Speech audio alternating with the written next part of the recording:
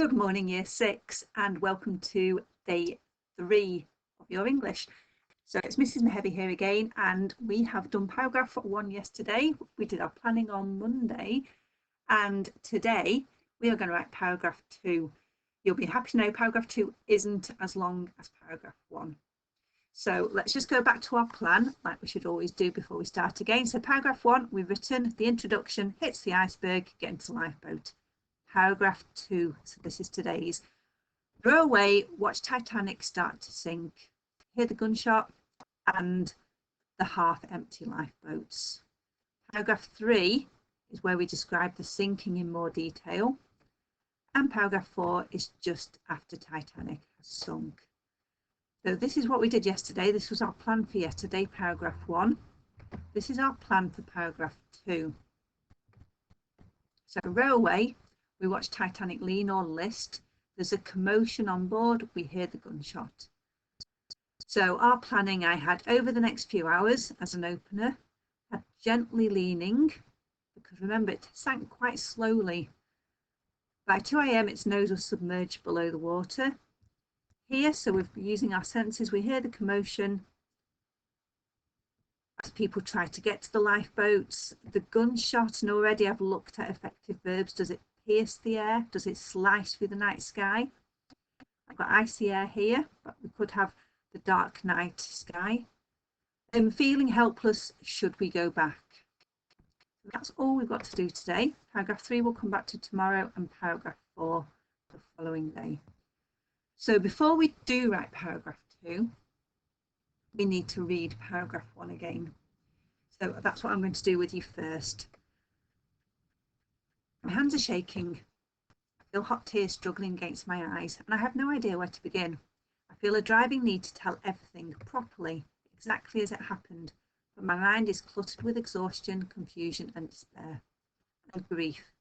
I am overcome by grief. I didn't hear the scrape of the iceberg as it glanced by the underbelly of the ship. We felt it, though, as we awoke from our slumber. Calmly, families had begun to gather in the first-class lounge, whilst the orchestra played to the sound of families chatting casually.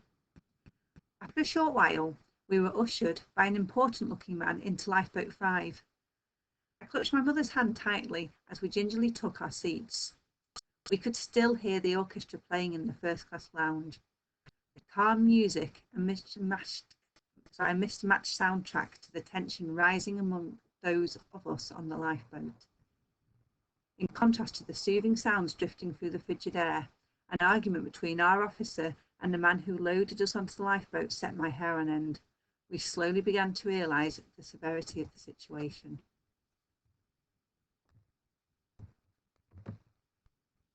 The lowering of the boat into the sea seemed to take an age. The ropes repeatedly stuck in the pulleys, and we were hung above the glassy surface of the water below. I could see my father's concerned face staring down from above. The jolt and jerk of our downwards journey finally ended in the sea. In the deep darkness of the night, it looked as black as oil, lapping against our boat gently. Whilst I looked around the lifeboat, it suddenly became clear to me that our craft was only half full. The unoccupied spaces on the benches faced up towards the star-speckled night sky, like unmarked gravestones. A shiver ran down my spine. So that brings us up to paragraph 2. And we looked at our success criteria yesterday, but paragraph 2, I'm going to talk you through it sentence by sentence. So we're doing it in a slightly different way. We already looked at the plan and looking at our notes that we might or might not want to use. Okay, so we've got the gently leaning over the next few hours, submerged below water, the gunshot piercing or slicing through the air. Okay, so sentence 1. Okay, a fronted adverbial of time opener, watch the Titanic lean. So my sentence is over the next few hours. You can choose any fronted adverbial time opener that you like in the following 2 hours. So, and I've got, you're watching Titanic lean. We watched as the great, so I've got an adjective here, the great Titanic slowly, an adverb to say how she's leaning into the sea, and I've chosen listed into the sea. So tilting to the side. So we watched as the great Titanic slowly listed into the sea. That's our first sentence done. So a second sentence, we need to say it was going slowly underwater, then by 2 a.m. the front was in the water. At first, it was a gentle lean forwards.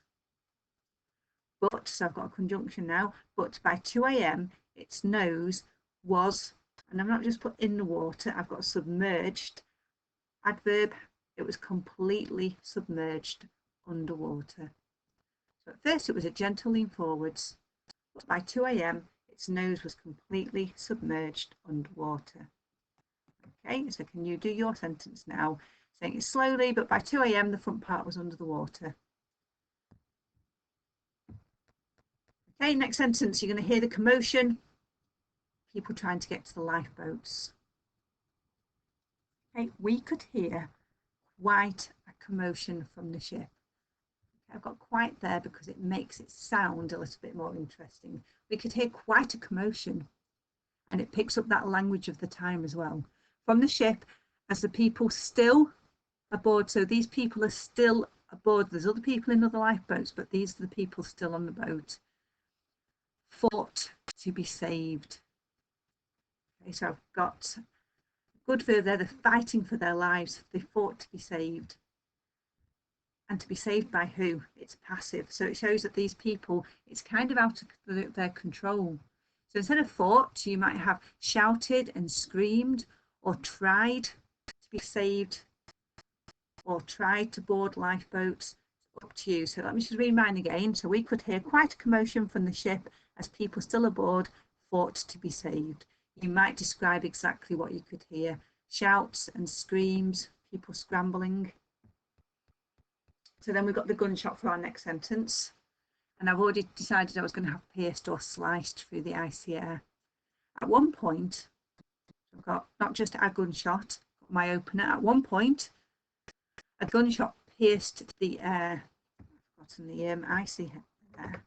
The gunshot pierced the icy air as we all sat helplessly observing the events before us unravel.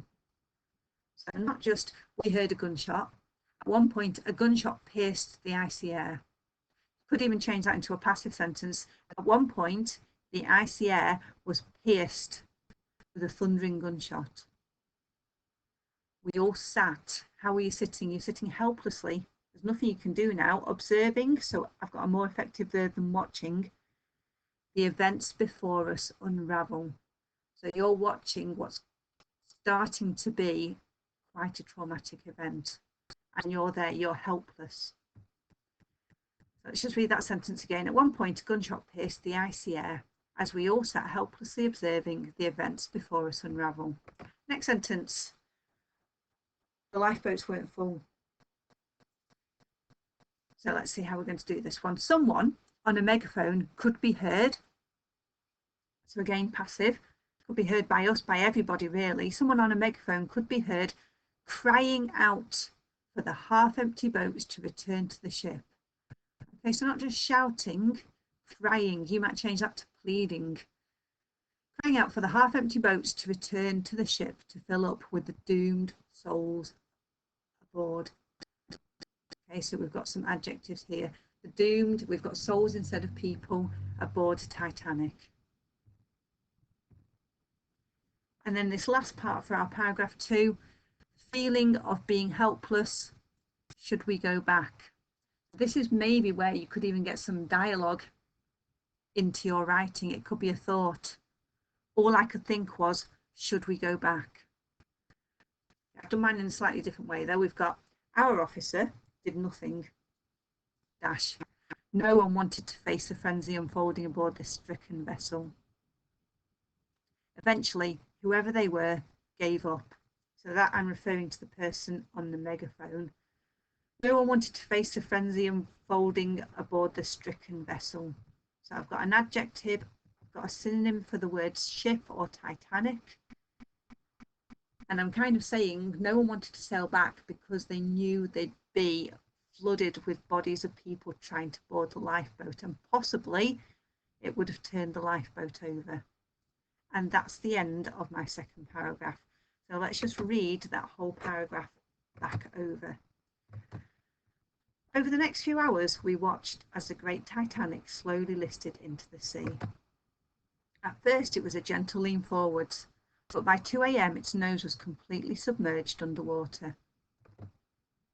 We could hear quite a commotion from the ship as the people still aboard fought to be saved. At one point, a gunshot pierced the icy air as we all sat helplessly observing the events before us unravel. Someone on a megaphone could be heard crying for the half-empty boats to return to the ship to fill up with doomed souls aboard. Our officer did nothing. No one wanted to face a frenzy unfolding aboard the stricken vessel. Eventually, whoever they were, gave up. Okay, so by the end of today, you should have your paragraph 1 and your paragraph 2 completed. Tomorrow, we're going to write paragraph 3, which is slightly longer than this one. And then we'll just have paragraph 4 and our editing to do. Good luck, and I will be back with you tomorrow.